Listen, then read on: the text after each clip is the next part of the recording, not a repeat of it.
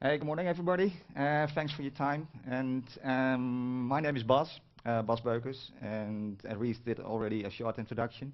Bas Beukers, I work at Horus VR, and I'm the commercial director. And this morning, of actually the next 30 minutes, I would like to explain a little bit how we work, what we have done, but also what our role is inside the target holding project. To give you a little bit of an understanding who we are and what we are. It's not a commercial presentation, but I think it's good to give you some sort of a background what we are. So the Horus Group exists of two companies. On your, from me, left-hand side, for you, the right-hand side, there's Horus. And Horus, what they're doing now is they have built a sort of a platform. And I will give you some showcases what the platform is capable of. And on your right-hand side, that way, is Horus VR, and Horus VR is one of the members. I'm not sure if it's called a member, but part of the target proof town. And together with Edwin and a couple of colleagues, we're working on a fantastic project. And one of the projects is called the VR Valley, and we are part of that. So on your right-hand side is what we're capable of actually what we have built over the last couple of years, is a sort of a do-it-yourself platform that enables you to click, drag and drop an application in minutes. Well, maybe not a minute, but not as long as you're used to normally. And that results in a couple of applications, and I will showcase you some of the applications we've done over the last couple of years. Next slide. One of the things, for example, and this is also part of the target proof time, is on the background, you will see on the right-hand side, you see a festival. For example, a venue like this has an awesome conference, a music festival, a fantastic football match, and you would like to give the audience back at home, wherever they are, the capability to watch the live stream, and it looks like there'll be as well. So next time when we got invited, I see a traditional camera over there. Normally I would take a 360 camera with me. What does it? It captures everything around you. So not only the screen in the back, but also the audience and the spectators in, well, for me, the front.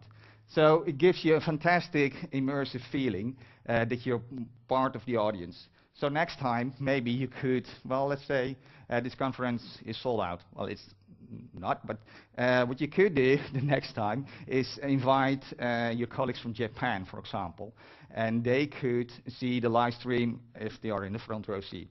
But they're also able to communicate, so they'll ask a question directly to me.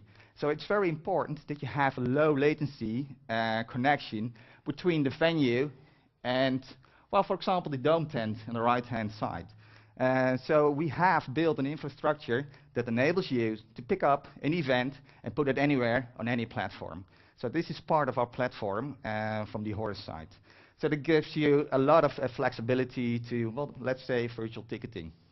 This venue is sold out, 240 seats are fully booked, but I have a waiting list of, let's say, 1,000 people all over the world, and they're willing to pay 50, 100, 1,000 euros.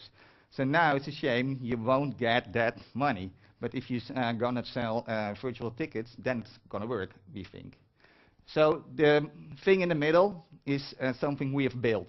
And on top of that, we're looking together with the target proof time how we can set up high quality VR live streaming. Now it's done by the, well, the traditional CDNs like Azure, YouTube, Facebook. But if you would like to have a low latency communication between the two of them, then it's not, well, good enough actually. For example, if you stream live from the venue to a YouTube or a Facebook page, the delay is at least 30 seconds. So if I ask a question, it takes 30 seconds, and if I get the answer, it takes 30 seconds as well. So that's not something we would like to do.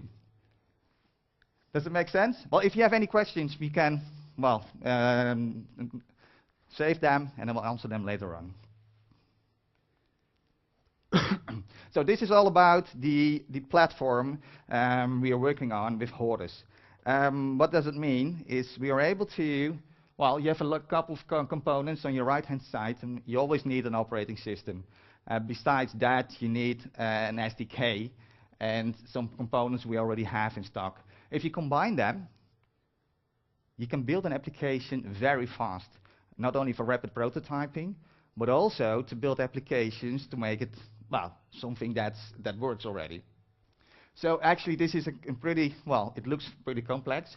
Actually this is the most, well, complex sheet I have. I don't have any fancy Excel sheets or data models, so this is all I have, but I will show you what it's capable of. What is it capable of? What I did, I took 3 showcases over the last couple of months we've done. It starts on your right hand side with a system we built that's called Friend. Friend is, well, it's a Dutch name for friend in English, so that means, and what it does actually, it brings hospitalized kids laying inside a hospital back to school, back to home.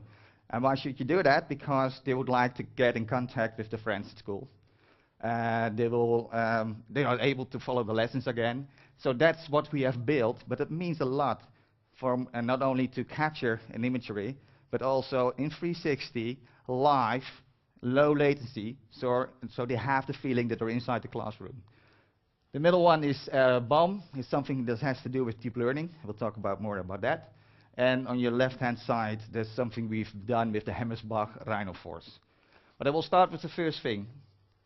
If you see the young guy in the middle, his name is Robin. Robin has, he's a burn victim. He's back at home again and he's doing well, so that's the good news. But he would like to see, he was in hospital for I think 3 months. And what we have done, we took a Friend camera, put it in his own classroom, on his own chair, pushed the button, and he was able to see again what he normally sees when he's back at school. Let me see if I can start the video as well.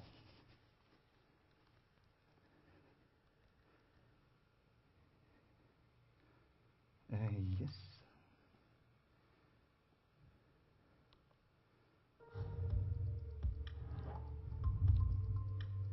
Does it work? Yeah. Connected with friend in the hospital. Being hospitalized is no fun. You may be feeling ill, surrounded by all sorts of medical devices, beeps, tubes, and white cones. But the worst of it may be that you are missing out on everything.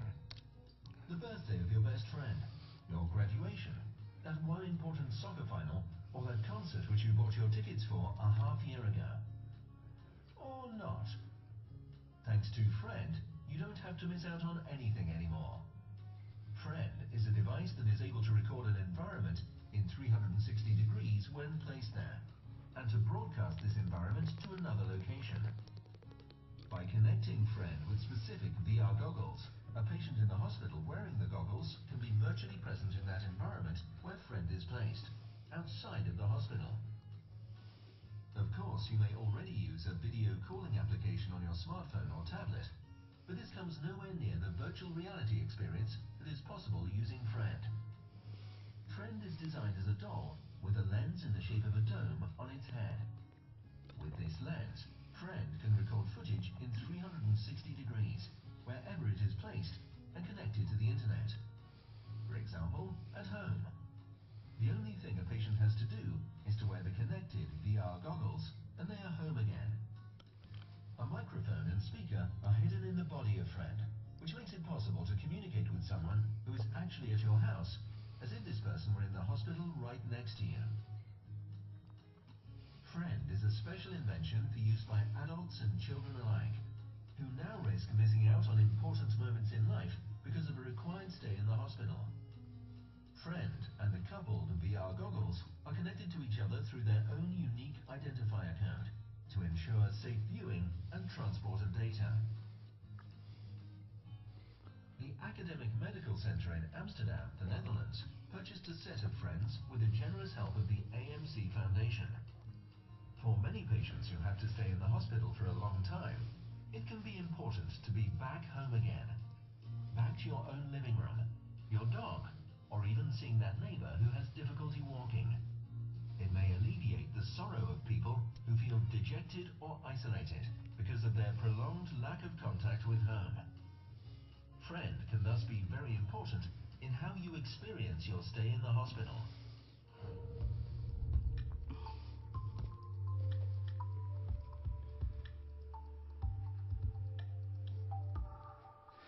So this is just one example we have built with the platform I just showed to you.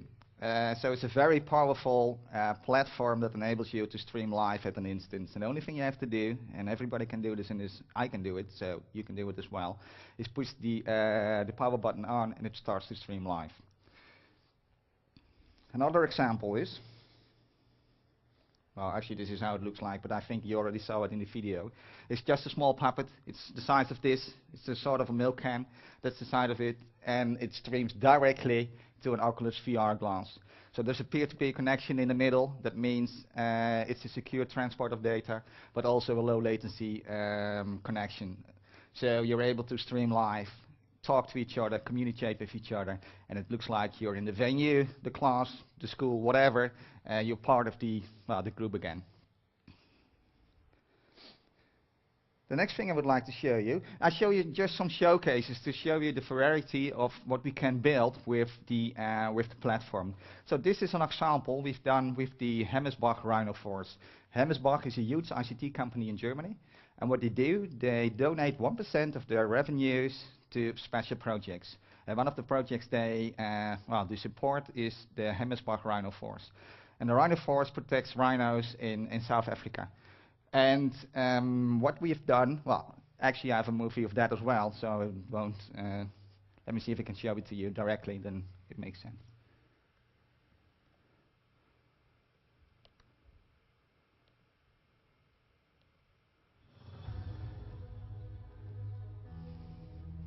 You cannot wait for somebody else to take action to save a species from extinction. I was on safari in South Africa this year, and I asked a ranger the question what his biggest problem is, and he said, yeah, what? He got very emotional. It's the rhino poaching problem. And I said, hey, it can't be true that people are killing a complete species due to greed. This does not make sense at all, and I will not wait for somebody else to save the species. I will do what I can. We have a huge problem, which if not addressed, will result in the extinction of rhinos within the next 10 years. Since 2007, 5,940 rhinos have been poached. That averages out to about 3 rhinos per day. This is unacceptable. The primary reason and motivation for poaching rhinos is greed. A kilogram of rhino horn is worth more than a kilogram of gold. Currently, a kilogram of rhino horn fetches over $70,000 on the black market. Demand is fueled by the false belief that rhino horn cures various diseases such as AIDS and cancer. This fallacy drives a ruthless illegal industry. A species that has been on the planet for 50 million years is under threat of extinction if we do not do something now. One of the measures we have taken is to patrol the roads around the game pass and nature reserves using military-grade technology. This helps us detect unauthorized people entering the reserves. In this way, we prevent poaching by apprehending poachers before they can kill the rhinos. He's walking around in the bushes, and it's visible for us. That's the game changer. That's what we are looking for, and this will increase our effectiveness dramatically. It provides you situational awareness, gives you a good idea what's going on, and will create, from a lot of data, will create information. So this is exactly what we have done. So you saw Rolf. Rolf, he's the CEO of the company Hemmesbach. And René, he's also in the audience. He's one of the, he came up with the idea, can we combine different camera technologies? It can be infrared, it can be 360 imagery, or whatever. And at the end, we must protect the rhino and see how we can protect the rhino by surveillance.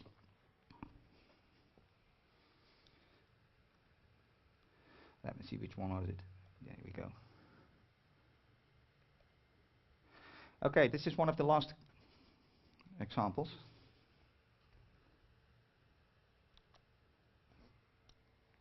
Still looking for my PowerPoint, but I'm not sure where it is now. There you go then. Last example, other example. is you see the car in the back, in the background actually. It's one of the cars we are driving around with the cameras on top. It looks a little bit like a Google Street View car, but what we do, we capture the imagery. Actually, we capture the scenery with special cameras, and we try to do some mobile mapping. Thus, we capture an environment and to try to catch some data as well. Why is it helpful? Well, I'll show you. This is a project we've done with BAM. BAM is one of the biggest constructors in the Netherlands. What they do, well, they build roads, for sure. But they, on the other hand, they also have to do some maintenance. And maintenance is, well, it's very expensive. You drive around to see, okay, there's something wrong. Write it down on paper, and from there it goes to the headquarters, and the headquarters send in somebody who can, well, who can fix it. So what we do, we drive around with our special cars, camera equipment on top, and what it's done, so all the data, we transfer that to the headquarters of BAM. There's some inspectors, and they say, okay, based on the video input we have, there's a crack in the road. There's a light pole that stands a little bit out of sight. We have a traffic sign, etc., etc. And from there, it goes to a maintenance schedule plotted on a map. And then it goes to, well, somebody who can fix it. So this is already an improvement, so it's not done by hand. We can drive around and capture a lot of data in a small amount of time. What we have done, because the capture of data is already going on for 10 years in a row now, is we put it in one huge database. And from there we try to come up with a sort of an algorithm. Well, is it possible to see if we can automate this the process of annotation? And actually we can. So what we have done, we put an algorithm on top of the database, and now we have a sort of an automated maintenance schedule. So this was a trial and error for a couple of, well, long time actually, but now it works.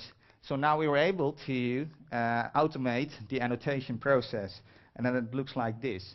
So we don't need the manual inspection anymore. We still do this because we want to be absolutely sure we capture every road damage there is. So there's still some manual checks, but not as much as needed in the, well, in the last years. So that means we have now a sort of an automated annotation project based on our big data algorithm we have written, and now we can, well, automate the process. So actually this is just an example what we can do with the platform we have in hand now. So we can do a lot of, well, we can do some smart prototyping, but also build applications with our, well, drag and drop workflow, and it means, well, it's a very powerful tool set actually. So actually this is my last slide. Yeah, they gave me 30 minutes, but yeah, it's just a short story I would like to tell you. So if you have any questions, there are a couple of things. You could contact me by mail, by phone, and also I'm still here now. So yeah, if you have any questions, and if you have some difficult technical questions, my colleague is here, René. But go ahead. If you have any questions, please ask them.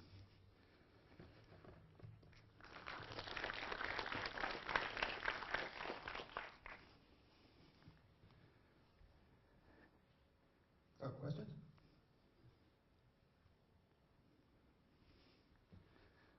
Almost. What are the possibilities to miniaturize frames, so to make it smaller so that it can go to places where humans cannot go? So eventually, I was thinking of blood veins or something like this. Yeah, that's a good question. Well, now we have, you need a lens, a camera component, and a streaming thing inside. So that means the smallest thing we have now is a small puppet. And I'm not sure how small we can make it, to be honest. I don't know. We should ask Ben Veringa, misschien can he help us out with something and make it as small as possible.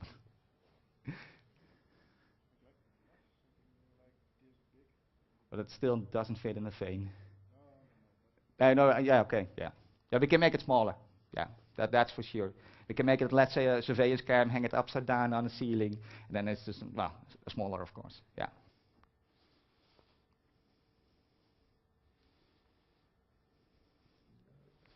No other questions? If there's no other questions, I'll maybe just ask one myself. Yeah. Your title of the talk was how you drag and drop something to actually create an application, which you didn't actually show. So if you actually wanted to do something like create that environment for deep learning for the road services, how rapidly could you do that? What it is, it looks like, well, it's a computer screen. On your left-hand side, we have all the different components in a sort of a library. And on your right-hand side, there's a blank sheet. And the only thing you have to do is drag the component into the blank sheet, make the connection between two components, and that's all it needs, actually. And then you can make, of course, you make your test runs, see how it works, and then it has, yeah. But if you would like to have a demo, not now. Yeah, absolutely, absolutely. So that's actually how it works. So it looks as well. It's not PowerPoint, but it's sort of.